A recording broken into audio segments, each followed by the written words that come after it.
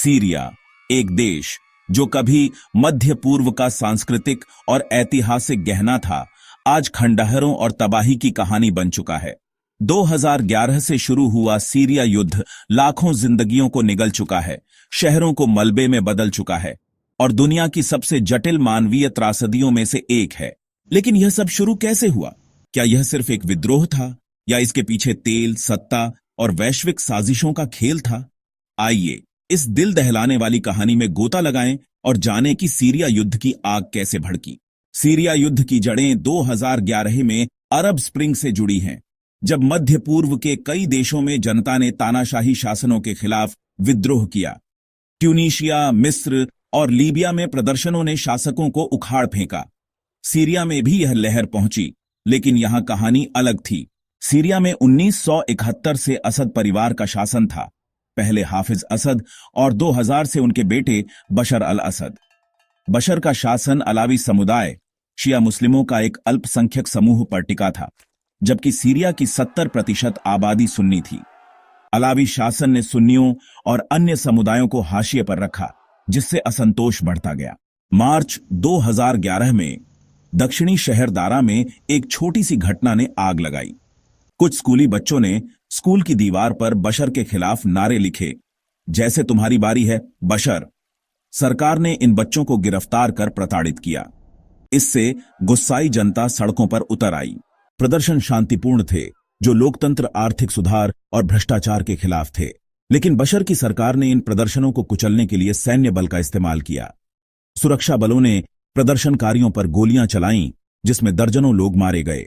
अप्रैल 2011 तक प्रदर्शन पूरे सीरिया, अलेप्पो, होम्स और दमिश्क में फैल गए। सरकार की बर्बरता बढ़ती गई। टैंक और स्नाइपर्स ने आम नागरिकों को निशाना बनाया। इस दमन ने शांतिपूर्ण प्रदर्शनों को सशस्त्र विद्रोह में बदल दिया। जुलाई 2011 में सीरियाई सेना के कुछ सैनिकों ने बगावत कर फ्री सीरियन आर्मी यानी एफएसए बनाई, जिसका मकसद था बशर को हटाना। लेकिन एफएसए अकेली नहीं थी। जल्द ही विभिन्न समूह जैसे इस्लामिक स्टेट, अल नुसरा फ्रंट जो अल-कायदा का हिस्सा था, और कुर्दिश वाईपीजी युद्ध में कूद पड़े। यह विद्रोह अब एक पूर्ण गृहयुद्ध बन चुका था। लेकिन यह सिर्फ सीरिया की कहानी नहीं थी। बाहरी ताकतों ने युद्ध को और जटिल कर दिया। बशर असद को रूस और ईरान का समर्थन मिला।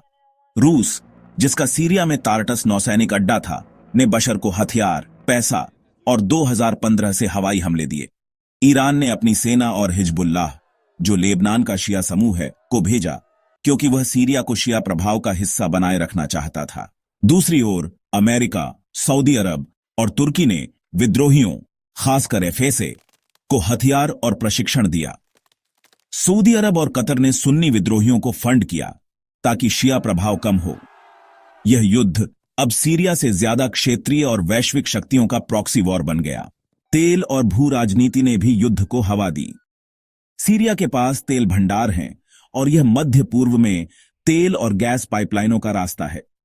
ईरान एक पाइपलाइन बनाना चाहता था जो उसके गैस को सीरिया के रास्ते यूरोप तक ले जाए, जिसे अमेरिका और सऊदी अरब रोकना चाहते थे। साथ ही सीरिया की रणनीतिक स्थिति इजराइल, लेबनान और तुर्की के पास ने इसे वैश्विक शक्तियों के लिए महत्वपूर्ण बनाया। रूस और अमेरिका दोनों अपनी सैन्य मौजूदगी बढ़ाना चाहते थे। आइसिस का उदय युद्ध को और खतरनाक बना गया। 2014 में आइसिस ने सीरिया और इराक के बड़े हिस्से पर कब्जा कर लिया और खिलाफत की घोषणा की। उसने क्रूरता की सारी हदें पार की, सिर कलम करना, गुलामी और आतंकी हमले। आइसिस को हराने के लिए अमेरिका ने हवाई हमले शुरू किए, जबकि रूस और ईरान ने बशर की सेना को मजबूत किया। कुर्दिश वाईपीजी ने भी आइसिस के खिलाफ लड़ाई लड़ी, जिसे अमेरिका का समर्थन मिला। लेकिन इन सभी समूहों के अपने एजेंडे थे, जिसने युद्ध को और उलझाया। युद्ध का मानवीय नुकसान भयावह है। 2025 तक 5 लाख से ज्यादा लोग मारे जा चुके हैं और 1 करोड़ 30 लाख लोग विस्थापित हुए हैं। सीरिया की 2 करोड़ 30 लाख आबादी में से आधे से ज्यादा लोग शरणार्थी बन गए, जो तुर्की, जॉर्डन और यूरोप में हैं। शहर जैसे अलेप्पो और होम्स मलबे में बदल गए। 2023 में एक भूकंप ने सीरिया की तबाही को और बढ़ाया, जिसमें 8,000 लोग मारे गए। युद्ध ने सीरिया की अर्थव्यवस्था को 70% तक नष्ट कर दिया और 90% आबादी गरीबी रेखा से नीचे है। क्या यह युद्ध सिर्फ अरब स्प्रिंग की देन था? नहीं, सीरिया में दशकों से सुलग रहा असंतोष, अलावी शासन की तानाशाही, आर्थिक असमानता और बेरोजगारी ने आग में घी डाला।